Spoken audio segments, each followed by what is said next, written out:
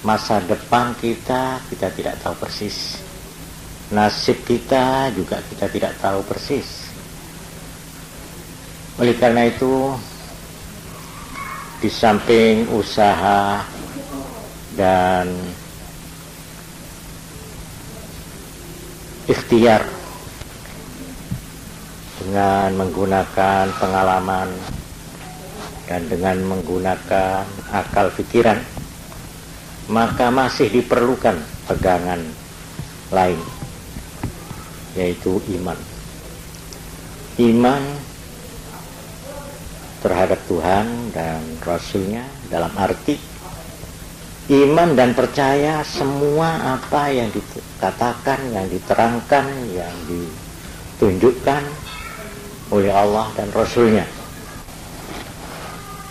Seperti baru-baru ini saya sangat terpengaruh dan terkesan pada saat saya mendapat kesempatan nunggoni Kiai Hamid Pasuruan sampai ke akhir hayatnya. Malah saya itu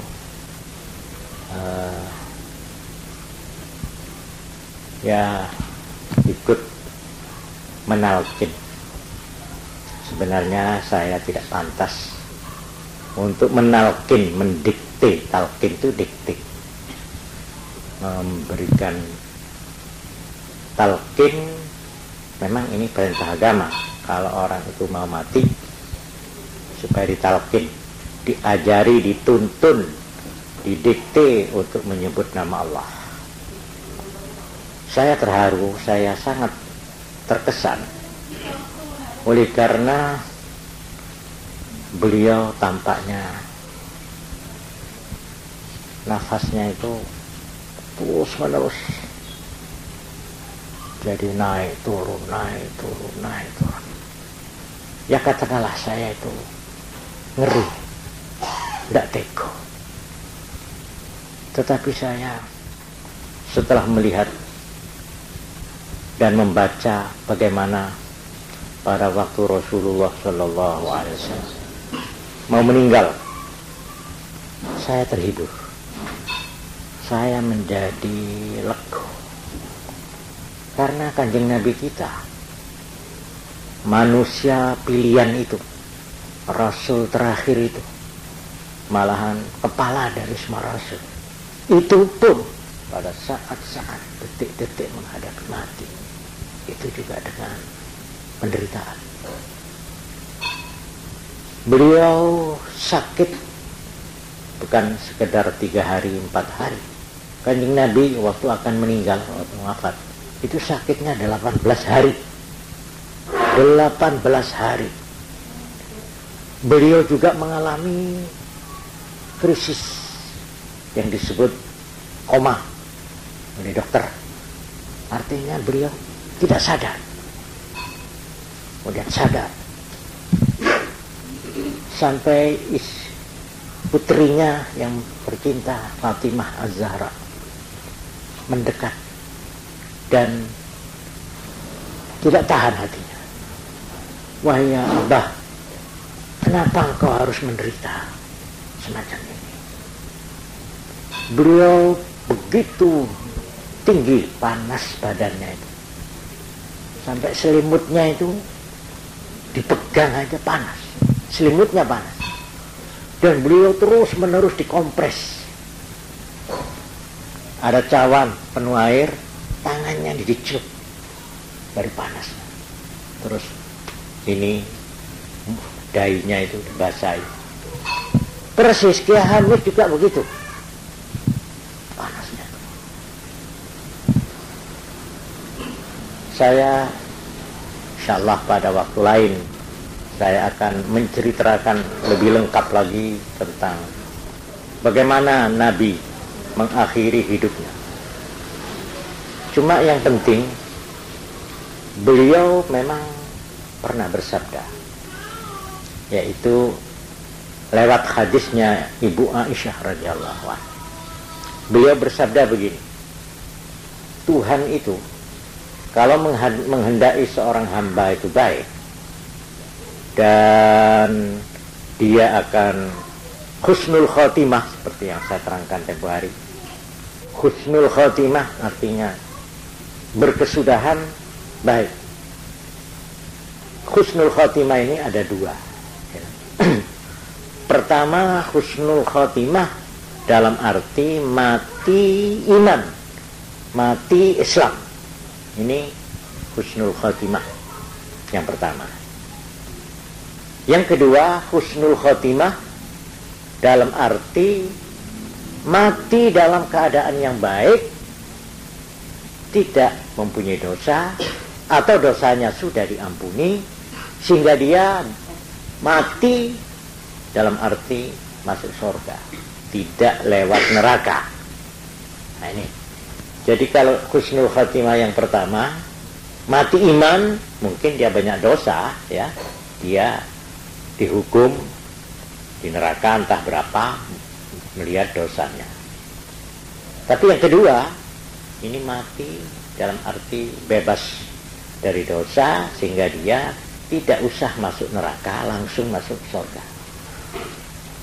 Nah ini Nabi bersabda lewat hadis Ibu Aisyah, nek wong iku dikarepno husnul khotimah 1 tahun sebelum mati, itu Tuhan sudah mengirim malaikat khusus untuk orang ini.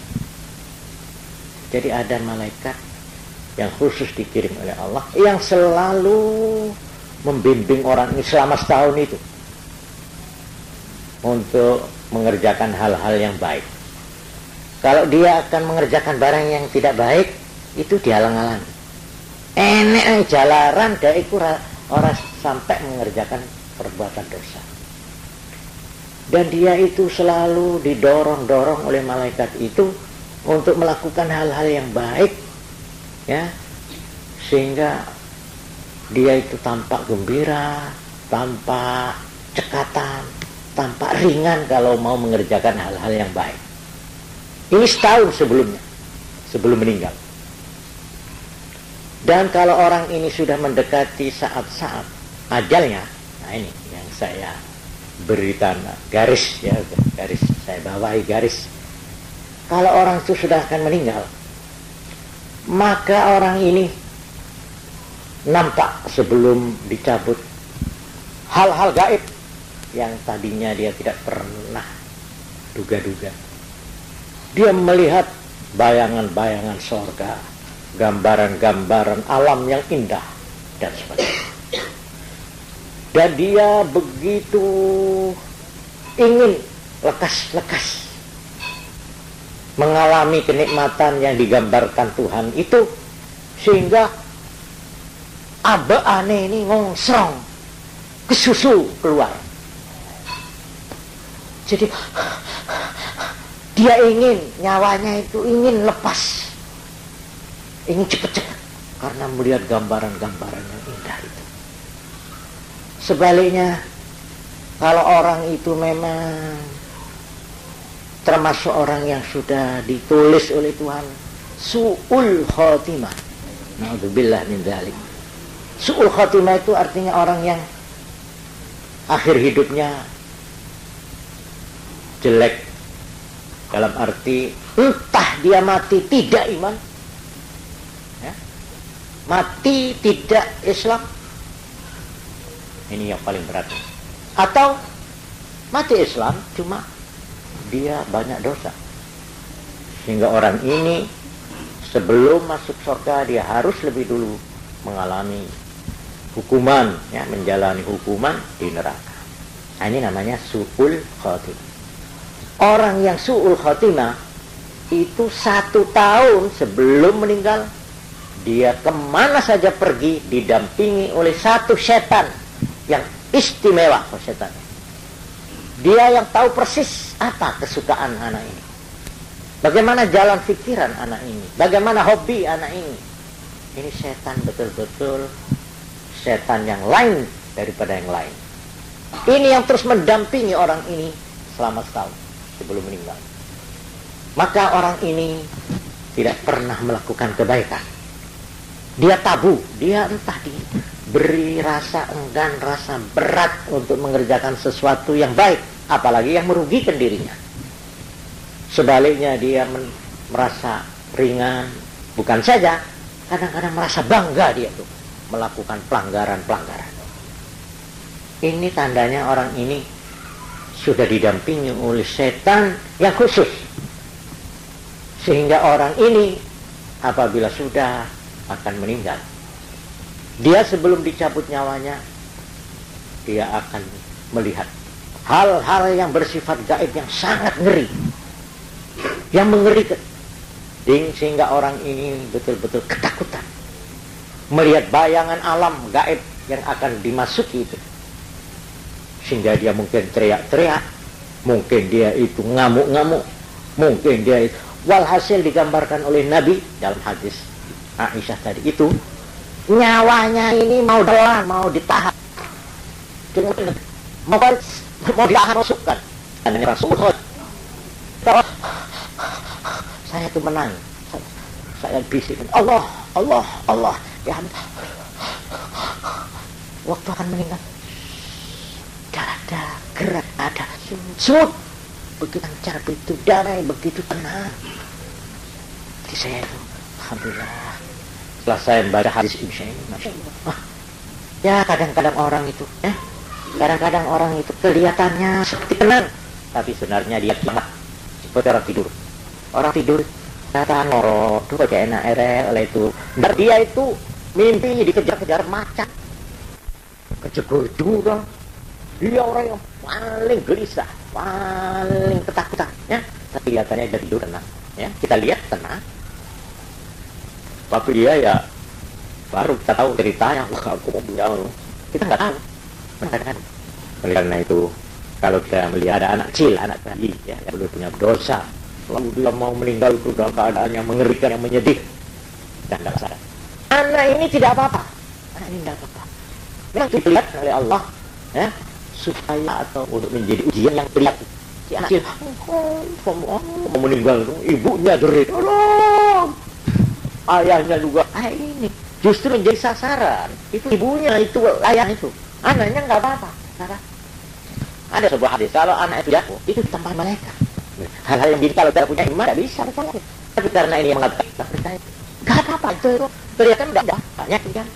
Saya katakan gitu di mana itu ada orang lihat itu seperti dia itu, gitu nyambuan itu sebenarnya nyawa kesusing keluar itu karena dia melihat dana. Nah di sini maka dihimpun dari macam-macam hadis-hadis dawuh-dawuh para ulama menjelaskan bahwa yang menyebabkan orang itu su'ul khatimah. Ini agama. Saudara boleh percaya, boleh tidak.